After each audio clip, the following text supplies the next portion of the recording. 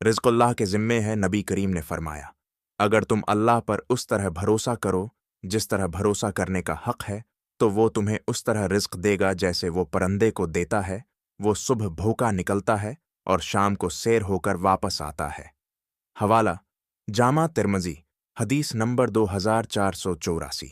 2 रिज़्क़ में बरकत सला रहमी से है। नबी करीम ने फरमाया, जो शख्स चाहता है कि उसके रिज़्क़ हों तो उसे अपने रिज़्क़ के लिए दुआ करनी चाहिए।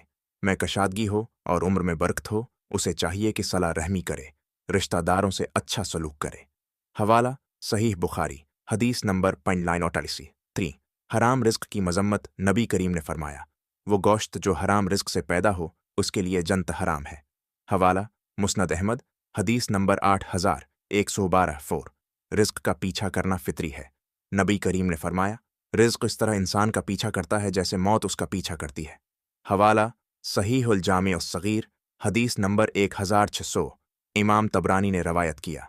5 सुबह के वक्त रिज़्क़ की तलाश। नबी करीम ने दुआ दी, ऐ अल्लाह, मेरी अम्मत के लिए सुबह के वक्त काम में बरकत अता फरमा।